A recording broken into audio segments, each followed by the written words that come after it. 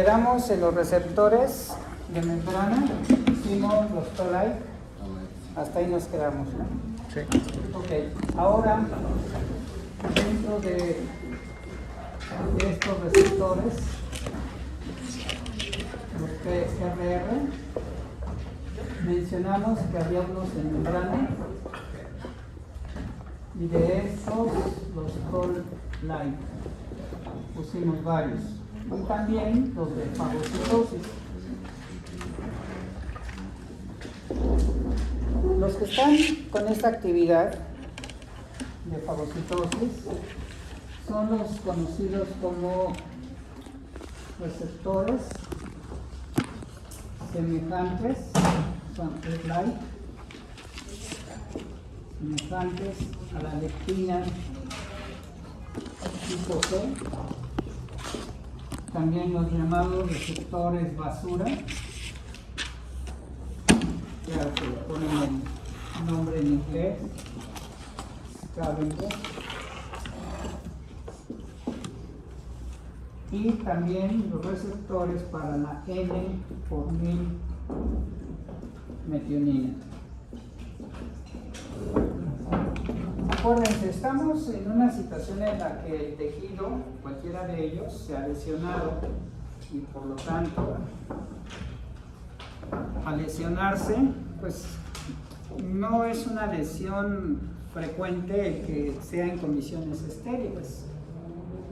Entonces, por un lado tenemos en una lesión, por un lado tenemos los microorganismos y por otro tenemos el tejido roto, entendiendo aquí que se rompen células y se rompen proteínas de matriz extracelular. Ante estas condiciones, nuestro sistema inmune, a través de estos receptores, intentará neutralizar a los microorganismos con las diferentes moléculas que presentan estos, pero también tendrán que hacer limpieza de esto. Y además ayudarse a que al sitio de la lesión lleguen células inmunes. Por lo tanto, vamos a tener diferentes tipos de receptores. Ya vimos los Toll-like como tal, pero hay otros que van a ayudar a esa limpieza. Cuando hablamos de lectinas, el día de ayer mencionamos que son proteínas que reconocen moléculas específicas de carbohidratos. Por lo tanto, entonces, estas nos van a estar reconociendo o manosa o fructosa,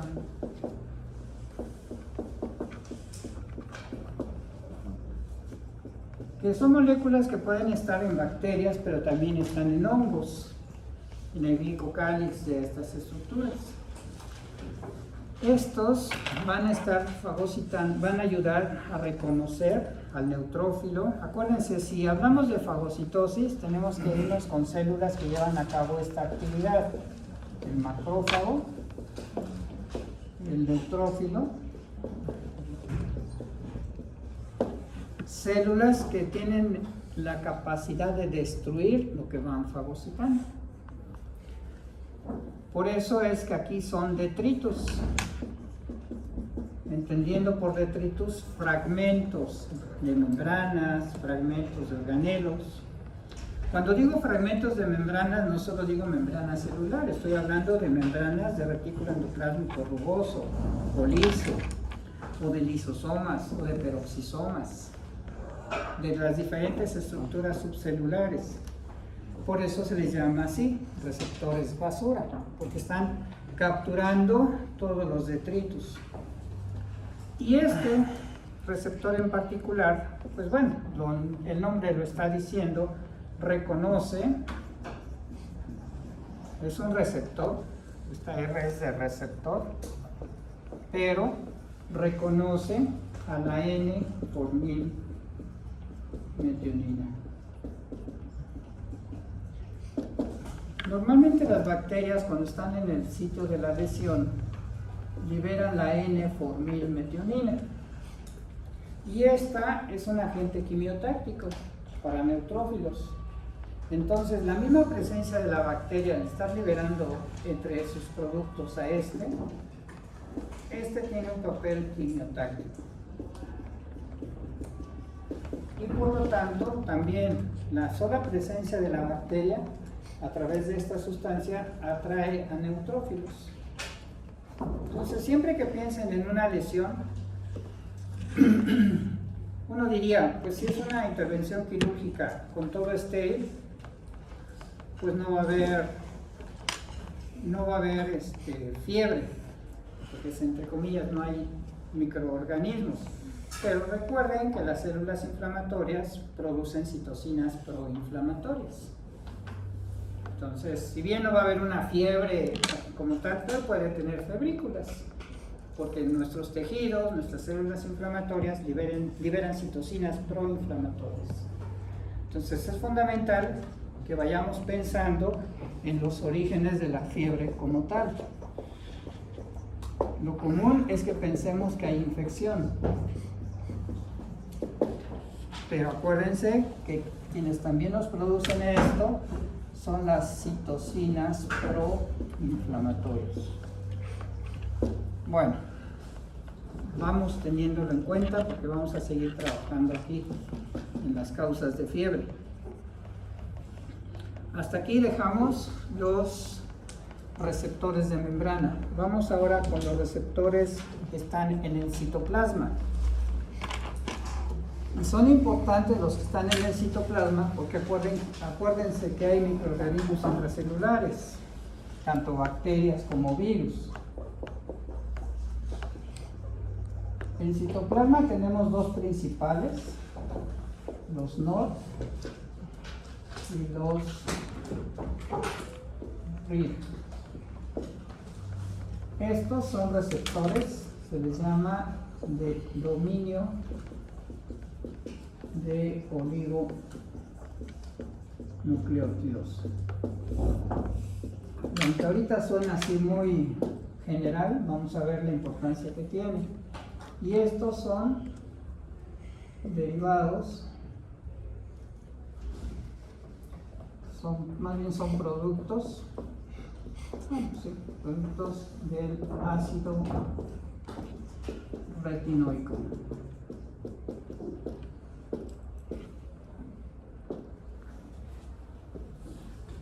¿Qué va a pasar con estos que están en citoplasma? Bueno, pensemos en los virus. Aquí el ácido retinoico interacciona con partículas virales.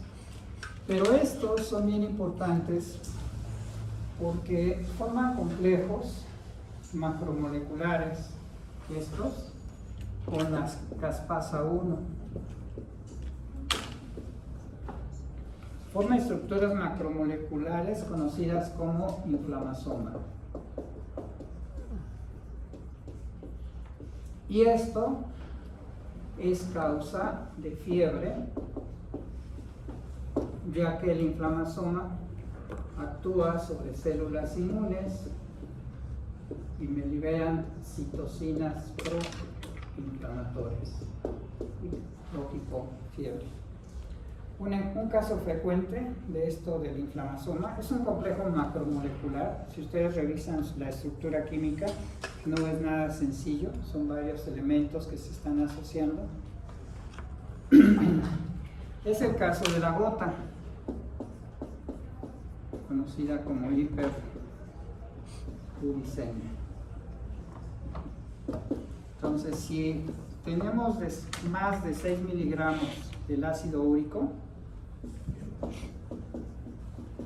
hay varios problemas que se van a desencadenar. Primero, si el paciente nos llega con estas condiciones, según el tratamiento estándar, en el cuadro agudo, y generalmente el cuadro agudo llega con un proceso inflamatorio severo en el cortejo grueso del pie. Se los pongo así para que tengan una idea de que está en proceso inflamatorio. Esta patología no es exclusiva de articulaciones. El ácido úrico está elevado y este ácido úrico se va a todo el cuerpo. Tenemos infartos por hiperuricemia. Tenemos falla renal por hiperuricemia. O sea, el problema con el paciente con gota, esa imagen que tenemos de los reyes, con sus pavos y sus piernas de cerdo en sus mesas, comiendo como cavernícolas, sentados, obesos, pero con los pies y sus dedos todos gotosos. ¿Sí? Y cuando decimos gotosos es dedos con ácido úrico acumulado, y a eso se les llama tofos. No solo edematizado, sino además protruye esto. Se les llama tofos. Cuando uno revisa esto de los tofos, y en la cirugía se tiene que raspar la cucharilla, tal cual si estuviéramos raspando aquí la pared. Bueno, si esto fuera yeso, parece que esto no es yeso, ¿no? Es cal. Pero si fuera yeso, le raspan con la cucharilla y sale el polvo como si fuera talco. Se pueden checar en internet, buscar tofos. Ahora, también hay tofos en el pene. Así, ¿no? Sí, pueden buscar las imágenes. Tofos en pene, porque, insisto, no es una enfermedad exclusiva esta de articulaciones. Uno se puede ir con esa finta, ¿sí? Sino que van a encontrar diferentes lesiones en cerebro mismo, también pueden presentar. ¿Por qué ocurre el cuadro agudo aquí? Primero, por la gravedad, ¿sí? Ya que para poder mover en la circulación un material que está precipitando, busquen la estructura cristalina del ácido úrico y se van a dar cuenta cómo están con sus espículas, o bien con plaquitas filosas. La acumulación de esto está estimulando constantemente el dolor. Es de los dolores más intensos, de los más incapacitantes. Si nos vamos en dolores, pancreatitis es de los más intensos. Ya lo veremos en cininas. Y otro más es la migración de cálculos, pero cálculos anfractuosos. ¿Qué quiere decir esto? Cálculos que tienen superficie rugosa, ¿sí? Con espículas, porque hay cálculos muy bonitos, todos aquí cúbicos, su superficie lisa, etc.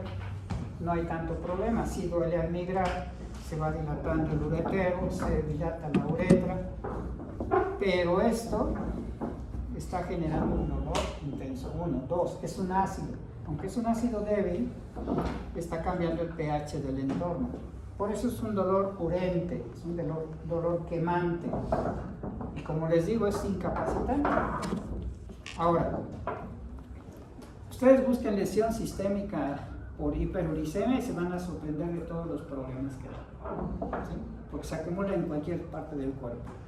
Como les decía, de inicio en tratamiento, pues les dan la colchicina. Pues ya saben todas las consecuencias que hace esto. Le pega a todo aquello que tenga microtúbulos, espermatozoides, acidos de las trompas, al vestíbulo del caracol, ¿sí? Le va a pegar a todo lo que tenga acidos. Árbol respiratorio, ni se diga. Mitosis, o sea, la regeneración de tejidos. Solo se da, ¿por qué? Porque acuérdense que los mediadores inflamatorios tienen que liberarse de la célula, pero usan microtúbulos como rieles. Si yo le doy colchicina, impido que se esté polimerizando el microtúbulo y el mediador inflamatorio se queda dentro de la célula. Ese sería el mecanismo de acción. Si no se libera el mediador inflamatorio, pues no tengo grave el asunto. Sí, pero esa no es la solución. O sea, lo que hay que hacer siempre en los tratamientos es enfocarnos al etiológico y al sintomático. Yo le puedo dar analgésicos, pero no me van a resolver el problema. ¿Sí? Entonces, como es un metabolismo alterado del ácido úrico, pues usamos el halopurinol, el Ciloprim.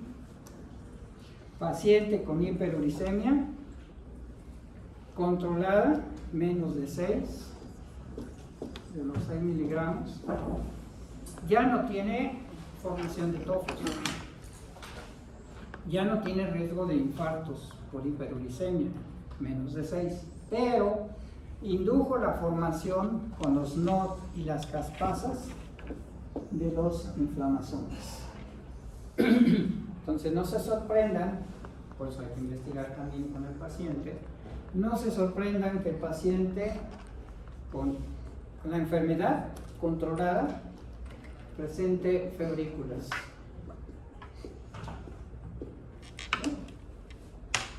Lo pueden controlar con paracetamol y se acabó el problema.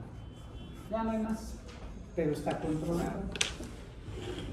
En las patologías, sobre todo en esta que tiene que ver con la alimentación, sobre todo de carnes rojas, por los ácidos nucleicos, en estos pacientes se puede ingerir, pero con control.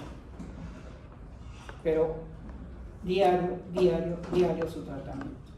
Ahora, piensen la hora, ¿cuál sería la mejor hora para darle el halopurinol para que elimine todo ese ácido úrico que se le acumula? En la tarde.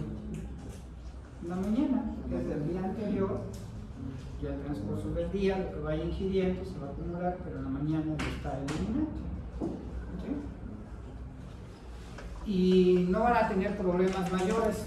Pueden tener esto, pero al menos ya no se le va a destruir el hueso. Hay pacientes que no toman su tratamiento, que siguen comiendo demasiadas carnes rojas y se les destruye el hueso, hasta se les fractura.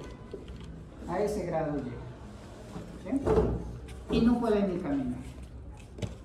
De verdad que es incapacitante para los pacientes estas condiciones. ¿Por qué carnes rojas? ¿Qué lógica le encuentran ahí? ¿Por qué no se puede echar? No, pero no es un problema de las proteínas. A mí me pasó al inicio igual, cuando empecé a reflexionar. Estamos hablando del ácido úrico y el ácido úrico es del metabolismo de las purinas. Entonces, ¿será con las proteínas? Yo también me equivoqué, no creas que no, también la regué al inicio. Entonces, ¿por qué las carnes rojas? ¿Por qué ya no se pueden echar una cervecita de las no light?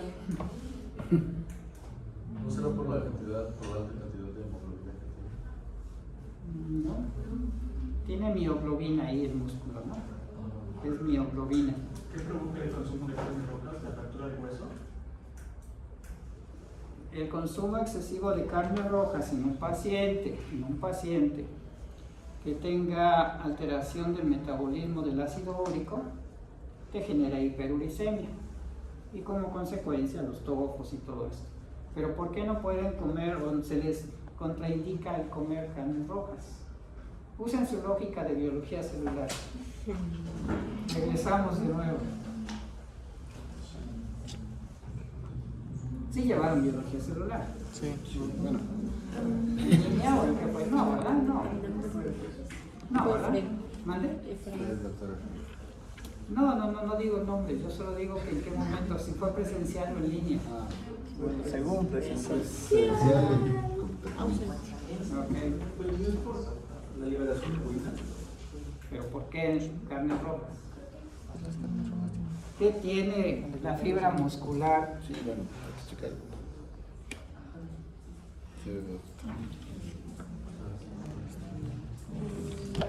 Tienen que ser médicos científicos, no médicos prácticos. Digo, los dos es bueno. Tiene muchos núcleos, ¿no? ¿O no? Son células multinucleadas. Están asociados pues muchas células aquí para formar las sarcómeras y todo el asunto. Pero son células multinucleadas. Por lo tanto, tiene muchos ácidos nucleicos. Tampoco es el hecho de, si ya está controlado el paciente, Tampoco es el hecho de que ya no coma carnes rojas. No, puede comerlo una vez a la semana. Pero se comía 3 bisteces, 4 bisteces, pues ya no, ya es uno. Sí, pero come. O sea, es la ventaja de los placeres en el mundo es comer. Digo, aparte del sexo es comer.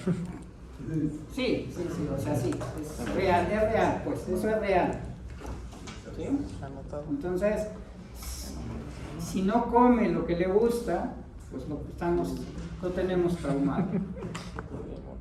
¿Se dan cuenta? Entonces sí puede comer, pero ya controlado, pero diario su alopurino. La colchicina no más de un día. No más de un día. ¿Sí?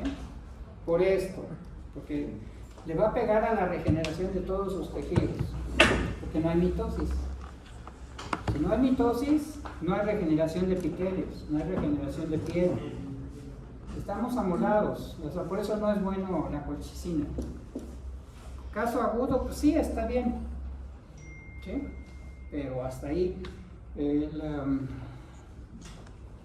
Bueno, ahorita me acuerdo del nombre, pero la indometacina es un buen analgésico en el cuadro agudo. En lugar de que le den colchicina, mejor denle su indometacina y revisa que inicie luego con el siloprim, con el allopurinol. Pero no le den colchicina, porque le dan en la torre a toda la regeneración de tejidos. Ahora, ¿qué está en el grado inflamatorio? Que ya tiene que ir a trabajar y no hay otra forma. Bueno, ¿se le van a quitar los tofos? No, van a reducirse lentamente. Lentamente. Imagínense una persona con tofos en el miembro, pues ya no va a tener actividad sexual. Además el miembro le arde. No, de verdad que son cuadros serios. Pero eso es por falta de cultura, por no ser atendidos por su médico, no ser rigurosos en el tratamiento. Muchos pacientes de verdad que se mueren por indisciplinados. Nos lo vemos con frecuencia con los pacientes del pie de diabetes. La clave para que se cure las úlceras del pie del diabético, gracias, es control de la glucosa. Si no hay control de la glucosa, no va a salir adelante el paciente. Bueno, vean la importancia de los no. ¿De acuerdo? Entonces participan en la formación de los inflamasomas. Ya vemos otra causa más. Entonces, si el paciente tiene fiebre, lo primero que debemos descartar es esto: un proceso infeccioso. Lo común es vías respiratorias, digestivo, urinario. No hay, pensemos, linfomas o leucemias. Y además preguntar si tiene hiperuricemia. Hay que preguntar. La febrícula pues, no es de preocupación, pero sí el control del ácido úrico. ¿Ok? Eso sí es bien importante. De otra manera va a empezar a formar tofos en todos lados, hasta en las mismas manos. Y eso va a traer el dolor constante. Bueno, dejamos estos receptores. Ahora tengo una duda. Una vez que ya está controlado el paciente, ¿se le puede ir retirando el allopurinol? No. No, porque todo lo que coma, aún sea pescado, carne de pescado, carne de pollo, tiene núcleos. Pero es que es como, o sea, ya es de por vida. Sí. Y no le puede causar como una hepatotoxicidad. Mientras llegues a una dosis en la cual el paciente se alimente bien, no. Lo más, sí, o sea, si tú empiezas con la polifarmacia, que es como una personas añosas, ya le da, que el cardiólogo le dio esto, que el nefrólogo le dio esto, que el infectólogo le dio esto, la polifarmacia y el paciente, pues sí, el pobre hígado ya dice, oye, ya calma. Sí, pero si tú le ajustas a las dosis y la alimentación, es disciplina. Es disciplina.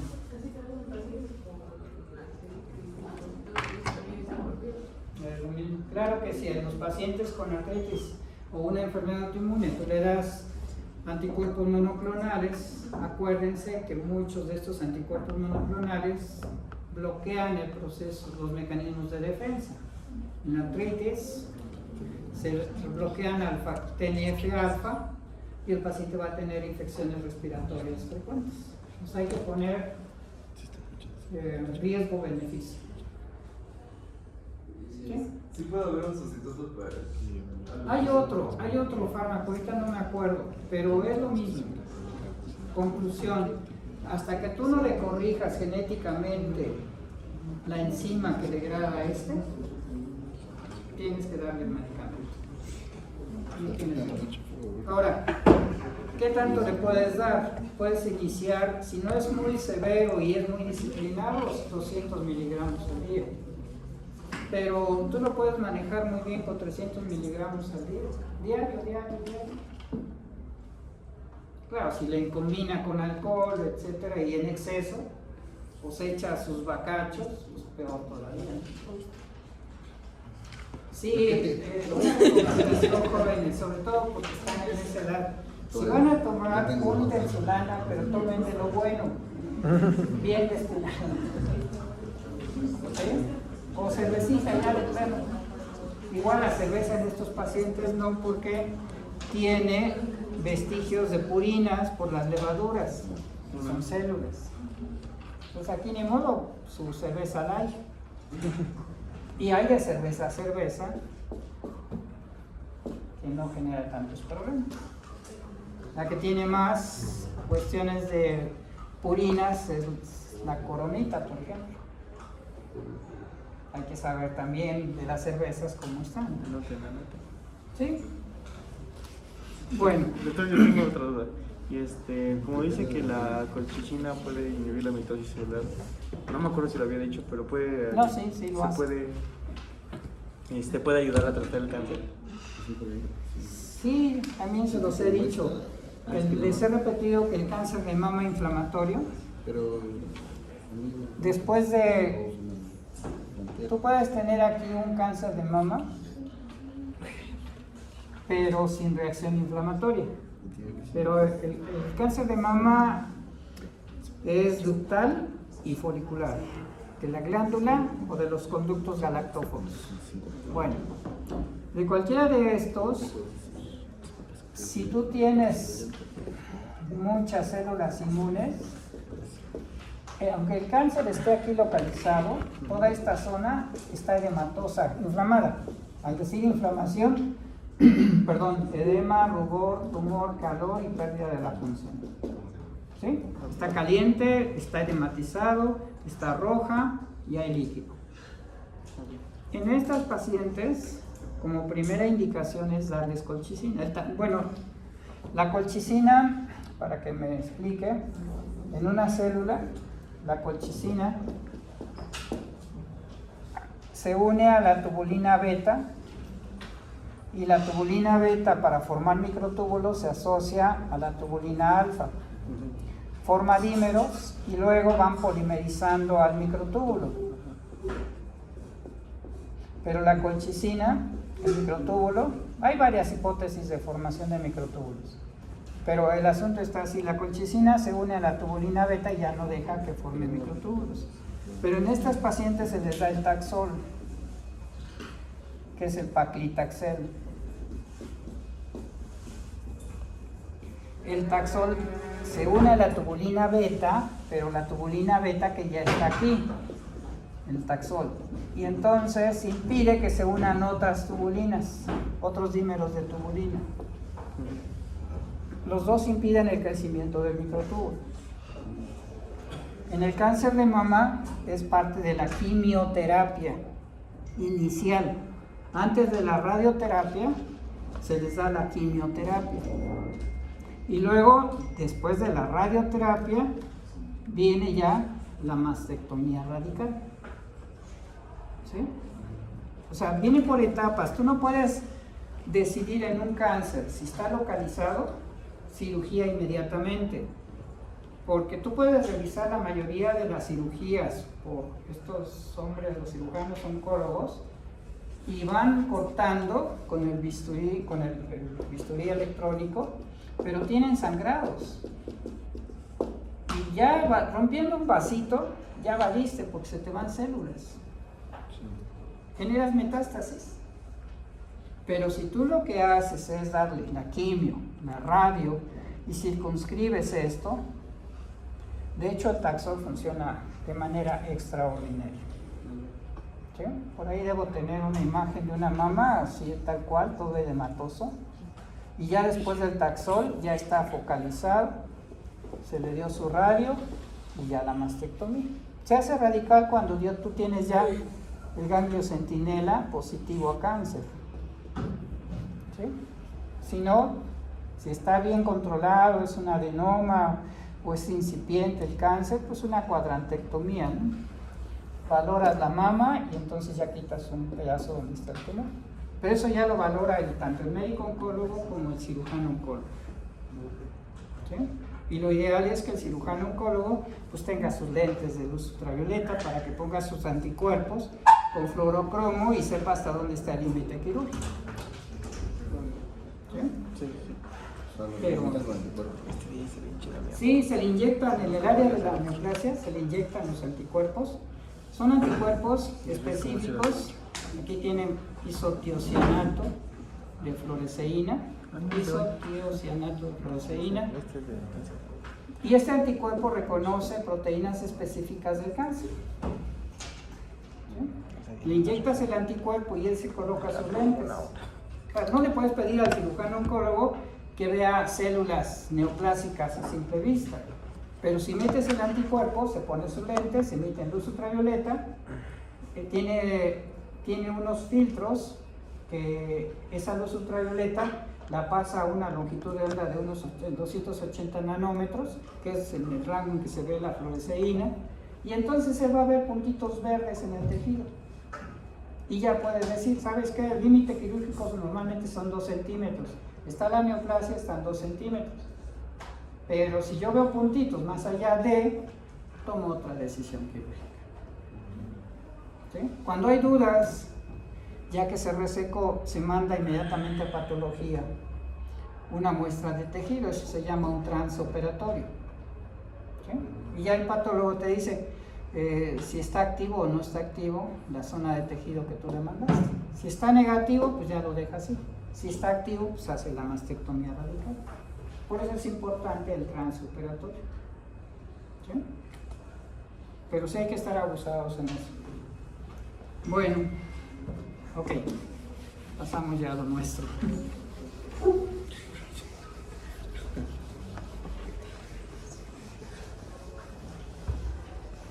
Esta enfermedad es como la diabetes. La diabetes bien controlada, sea tipo 2, sea tipo 1, si la persona es disciplinada, vive su vida normal. Sí, es riesgo, sobre todo en la tipo 1, el riesgo son las hipoglicemias. En la tipo 2 son el coma cetoacidólico por las hiperglucemias. Como no le baja así de golpe, no lo mata. En la tipo 1 sí los puede matar las hipoglicemias. En la tipo 2 puede andar de 300, 400 y empieza a complicarse su riñón, su circulación, y es cuando ya se empieza a dar cuenta. Pero si es disciplinado, si mantiene sus glucosas en 120, 80, bueno, perdón, no es cierto. No es cierto, es menos de 100, menos de 100 miligramos.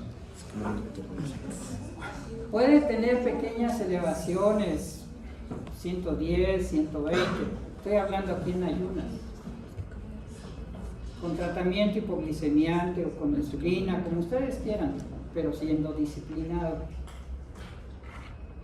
y consciente. Si se va a echar un dulcecito, un chocolatito, pues te aguantas y no comes un buen rato, pero al menos ya tuvo el placer de probarlo. Sí, es que no podemos quitarle esas situaciones. ¿Sí? No se los mencioné, pero uno de los mecanismos de defensa también en el aparato digestivo son los receptores del gusto. Son bien importantes. Y todos creemos que solo están en la lengua, ¿no? Ya les había dicho que están en pulmones, en cerebro, en estómago, en páncreas, en genitales femeninos, masculinos. Están todos los sentidos del gusto, están distribuidos en todo el cuerpo. No es exclusivo de la lengua. ¿Sí? Bueno. Ok. Pasamos ahora a los receptores solubles. Entonces estamos en estos, los solubles. Se entiende que el microorganismo puede estar adentro de la célula, puede interaccionar con la membrana de la célula, pero también los microorganismos los vamos a encontrar circulando en la sangre. A esos que están en la sangre se les llama los solubles. Y hay receptores para detectar cuando hay una bacteremia.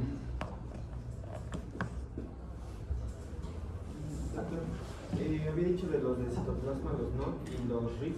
Ajá. ¿De los RIP quién dijo? Es para cuestión de virus. Como estamos hablando en citoplasma, entonces te van a reconocer partículas virales.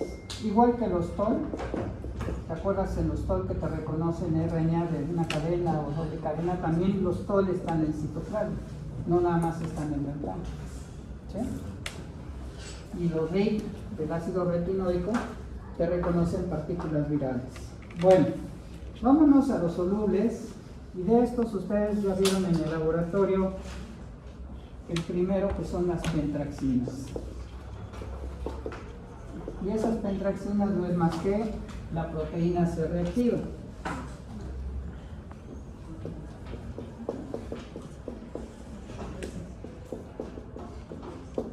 Y esta proteína C reactiva, al identificar los patógenos, activa al sistema de complemento. Ya es de los temas que vamos a tocar en breve. Ya vamos a empezar con anticuerpos. Pero el sistema de complemento, para que lo entiendan de una manera general, bueno, más bien lo explique, perdón, no entiendan. ¿Entienden? ¿Sí entienden? No, para que me explique. El sistema de complemento no es otra cosa más que una reacción en cascada. ¿Ok? Y para entender esto de la reacción en cascada es como si ahorita le doy una palmada fuerte en el hombro aquí a Guarneros y le digo que se la pase ahora Iván a Nicole, y así nos vamos con Eric, Enrique, ¿sí? Pues no, ¿verdad? No, pero es una reacción en cascada. Bueno, el hecho de prender la lumbre también es una reacción en cascada. O sea que al encender en un sitio, sigue con todo y viene la combustión. Lo mismo sucede con las proteínas del sistema de complemento. Primero, entender de que son proteínas. Ya después veremos por qué se les llamó complemento. Pero bueno, son proteínas. Y el objetivo es formar primero enzimas grandotas, luego proteínas hidrofóbicas y al final formar poros. ¿Sí? Lo primero sería formar macroenzimas. Luego, proteínas hidrofóbicas. ¿Qué quiere decir esto? Que sean proteínas que se puedan meter a la membrana. Al ser hidrofóbicas, fácil se insertan en la membrana. Y después formar poros. En otras palabras, este sistema de complemento tiene 3 vías de activación. Y entonces, en el producto final de estas activaciones se forman verdaderos poros, proteínas en forma de poro, que al llegar a la célula, la bacteria, entonces genera ese hoyo e induce cambios osmóticos y produce la lisis. Pero ustedes ya saben que hay una célula que no se anda con tanto cuento, que directamente, cuando le presentan un antígeno dentro de la célula, este receptor produce una proteína, se llama, esta célula es el linfocito T citotóxico. Esta es una célula infectada por virus, clamidias, Sí. perforina. Directamente el té citotóxico, de los videos que les mandé donde están los linfocitos T atacando a la célula cancerosa, libera la perforina, se le inserta en la célula cancerosa y lisis. En esos videos que les he mandado de células, es parte de la terapia CAR-T. ¿Sí? ¿Qué significa CAR? Aranza. CAR-T. ¿No les ha entrado curiosidad? De hecho ya va a haber aquí en México, ya les había dicho que el Centro Médico Nacional del IMSS, en forma particular ya también lo están desarrollando. Es Chimeric Antigen receptor. Chimeric Antigen Receptor. Acuérdense que los receptores del linfocito T también tienen que generar rearreglos génicos. ¿Sí?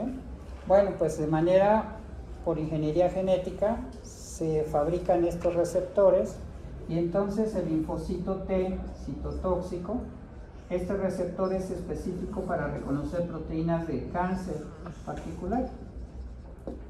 Cuando lo reconoce por esta terapia, modificando genéticamente al linfocito, libera su perforina, le hace hoyos a la célula cancerosa y la lisa, tal cual lo vieron en el video.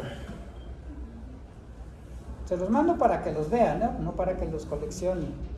No, pues sí.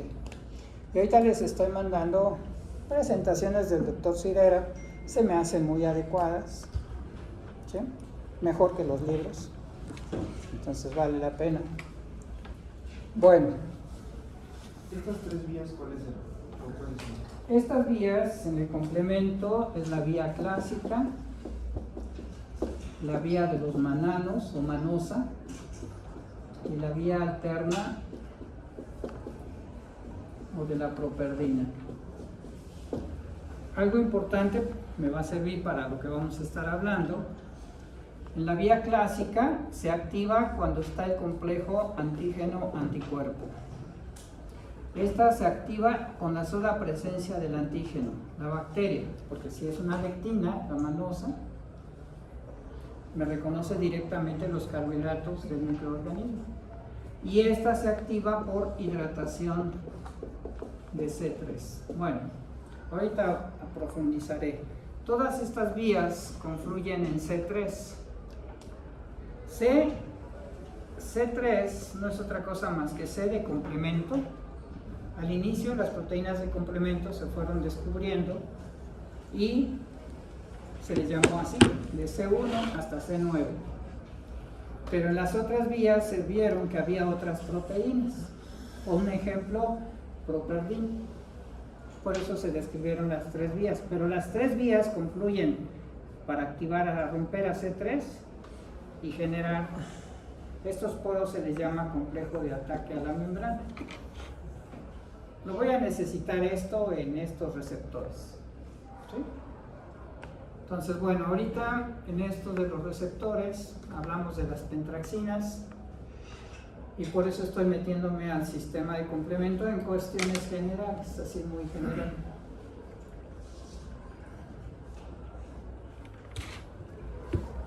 Solo para que tengan una idea, se le llamó complemento porque se ponían bacterias con anticuerpos y el suero, bueno, en el suero, ¿no? Y las bacterias, y ocurría lisis. Sin embargo, luego ese suero se calentó a 60 grados Celsius por media hora. Y entonces, después de calentarlo, se lo puso a las bacterias y solo quedaban un efecto bacteriostático. No las lisaba, se quedaban en stand-by, aquí se había lisis.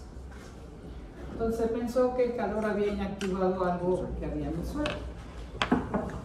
Se le llamó por eso complemento. Entonces el complemento ayuda a los anticuerpos a que generen lisis. Por eso siempre les pregunto, por ejemplo a Vidal, ¿quién es tu complemento? No es cierto, no. quiero balconear su vida personal, ¿verdad? Pero hay otros que responden así muy sanamente, como mi papá, mi mamá, ¿verdad? Que me apoyan, etc. Pero otros empiezan a pensar de manera chenchualona, ¿no? Pues cuántas novias o cuántos novios tienen, ¿no? Pues ya, no, su papá, su mamá, es quien les apoya, ¿no? Ese es el complemento. Bueno, eso digo yo, quién sabe cada uno. Así le pasa al suelo. Cuando se calienta se destruyen esas proteínas. Por eso el efecto es bacteriostático. Si no se calienta el suelo, genera lisis. ¿Ok? Esto lo tenemos muy claro en el laboratorio. Siempre que compramos sueros para cultivar células, el suero tiene muchos factores de crecimiento.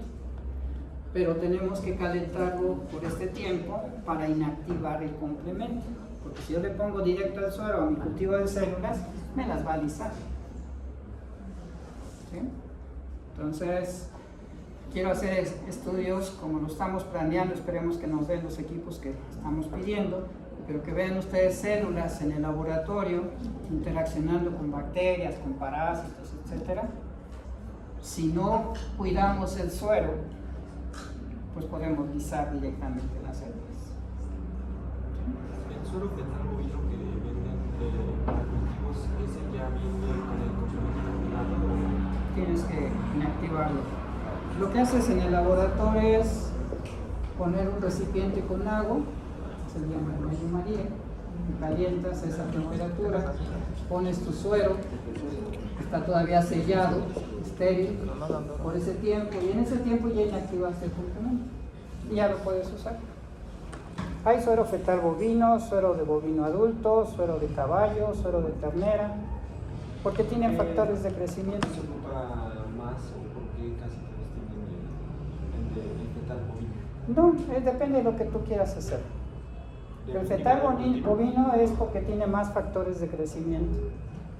Como se está en la etapa fetal, tiene más estímulos, más factores de crecimiento epidérmico, plaquetario, semejante a insulina, fibroblástico, etcétera, etcétera. Sí, pero cada cultivo, los parásitos, por ejemplo, les gusta más el adulto o el de caballo y crece muy bonito. Bueno, ¿cómo andamos de tiempo? 2 minutos. ¿Preguntas? Bueno, ya lunes termino y empiezo anticuerpos. Y en esa semana termino anticuerpos y vemos neutrófilos y complemento. Ya vamos en recta final. Los más largos podría ser complemento y anticuerpos. Los más cortos